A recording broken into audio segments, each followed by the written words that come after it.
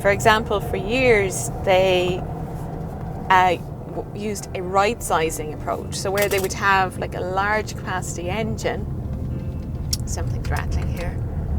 They would use like a large capacity engine. There's a lot of rattles in this car today. Take the second exit. Proceed 5 kilometers on Car Radar U East Hurrah.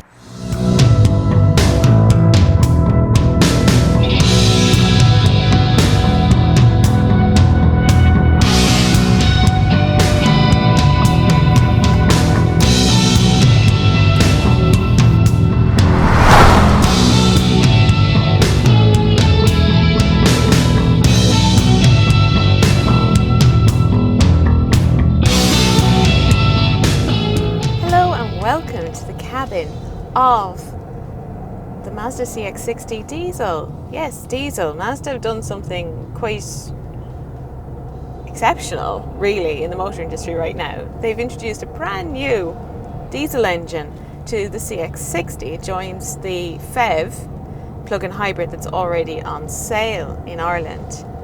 It's a 3.3 litre diesel. It's not even a small 2 litre diesel, 4 cylinders. It's a 6-cylinder straight 6, not a V6, a straight 6.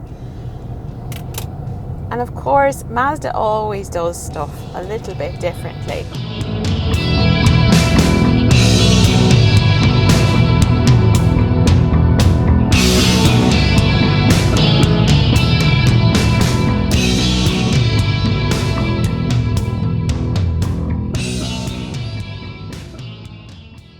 Of course, they already have their CX-60 plug-in hybrid, which I have to say I don't think was the best match for the CX-60. This is a big, large family SUV.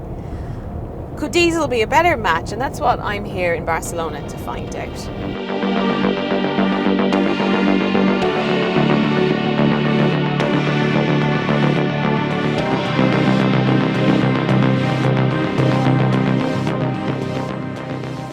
So let's start with the numbers. 3.3 litre diesel, that's massive. Straight 6, not a V6, a straight 6.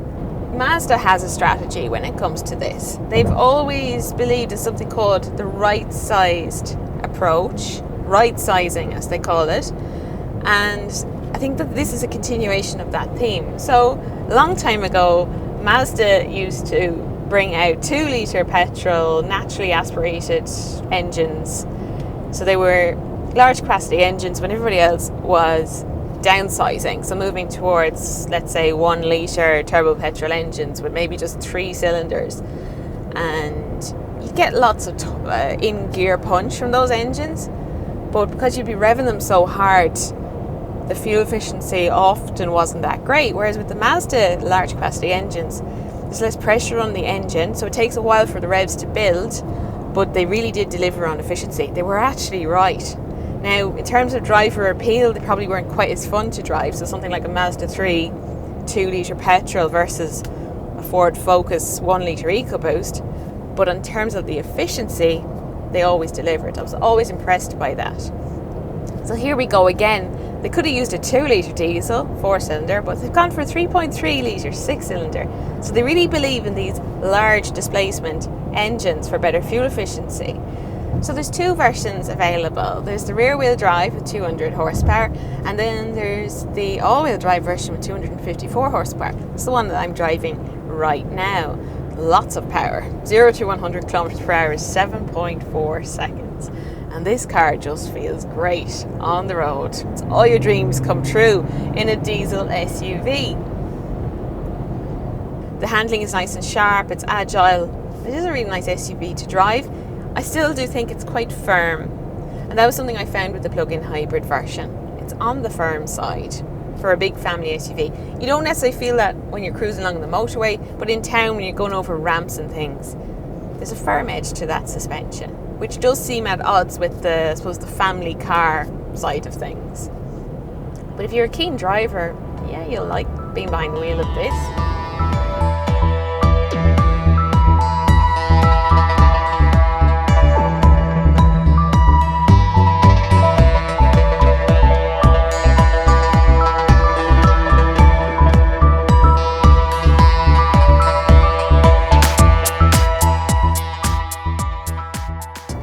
mild hybrid assistance as well. And one of the little innovations that makes it so efficient is something. Now it's hard for me to repeat this. I had to really concentrate to try and learn this.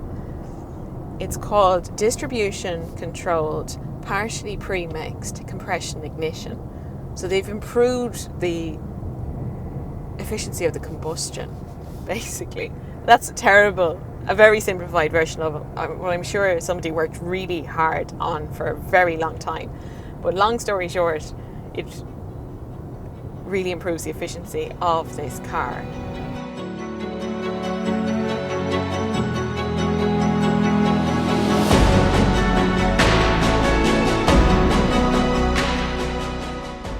So what about efficiency then, if that's the point?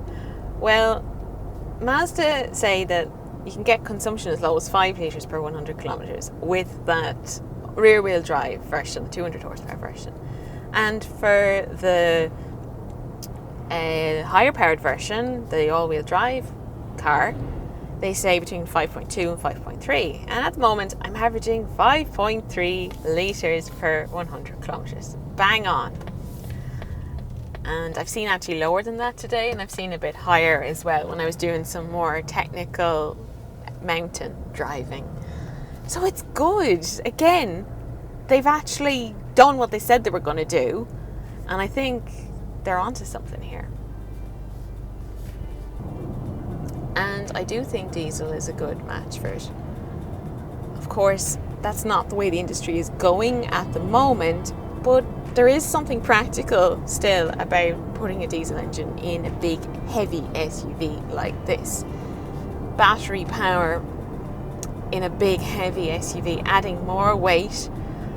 Is that really the answer right now?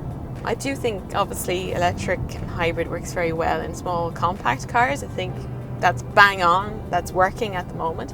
But in the bigger, heavier cars, I'm not so sure if it's the exact answer right now. And I think the plug-in hybrid of this is a case in point as well.